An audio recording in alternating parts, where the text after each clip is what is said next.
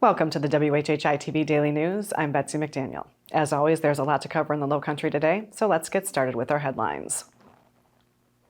South Carolina is known for having some of the strictest gambling laws in the nation, but a Greenville-based developer is hoping to hit the jackpot with his idea to convert an empty outlet mall in Santee into the state's first casino. Legislative approval has not yet been given, but the idea is at least being heard. Wallace Chavez already owns the property, which is within a 90-minute drive of Columbia, Charleston, Florence, and Beaufort, and 2 hours from Myrtle Beach in Orangeburg County, which could certainly use the economic boost. Developers say no government funding would be required for the billion-dollar project. The bill is called the I-95 Economic and Education Stimulus Act and has made it to the House Ways and Means Committee for next year. Beaufort County State Reps Weston Newton and Bill Herbergsman were once co-sponsors of the bill, but say they've now removed their names. Those pennies you add to round up your Palmetto electric bill every month have added up to $40,000 that has been distributed to 2 Lowcountry charities. The Bluffton Jasper Volunteers in Medicine received a $25,000 grant, and the Pregnancy Center and Clinic of the Lowcountry received nearly $15,000 from the utility. The Palmetto Electric Trust has raised over $10.5 million to assist organizations throughout the Lowcountry. By the way, nearly 86% of Palmetto Electric's ratepayers participate in the Roundup program. Unless there are any surprises in the next couple of weeks, Bluffton taxpayers will join those on Hilton Head and in Beaufort County in not paying higher taxes next year. Bluffton's town budget, which has been approved on a first reading this week, is actually almost 9% smaller than last year's. And with the town's growth, next year's budget of about $95 million should be paid for without changing the millage rate.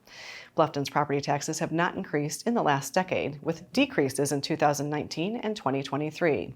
The second reading of the budget will be June 10th. There are 2 public workshops scheduled on May 22nd and the 27th if you want to weigh in. More details are on the Bluffton Town website.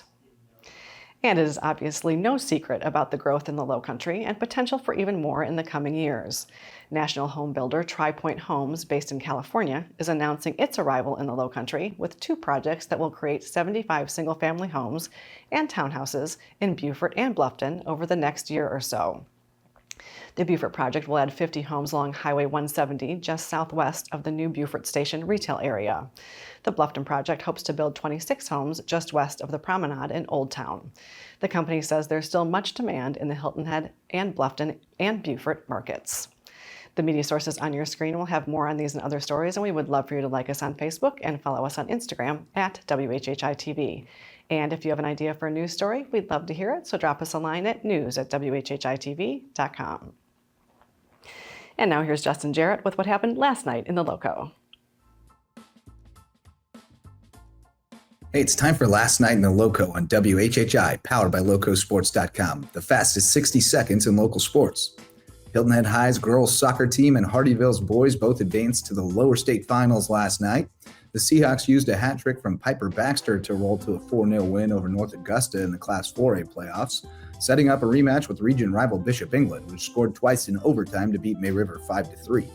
Hardyville's Jason Villatoro also netted a hat trick as the Hurricanes pulled away from rival Ridgeland in the second half for a 4-1 win, earning a trip to St. John's on Friday for the Class 1A lower state crown. The baseball team from Beaufort High is moving on to the next round of the lower state playoffs after rallying for an 8-7 win over Hartsville last night. Sellers Lynn launched a go-ahead 3-run homer to cap the comeback. And May River's softball team held on for a 7-4 win over Colleton County, though the rivals could rematch Friday for the district title. We'll round up all of tonight's scores and highlights on the Lowco Sports Lowdown, streaming on the Lowco Media YouTube channel. For Lowco Sports and WHHI, I'm Justin Jarrett. Until next time, go Lowco.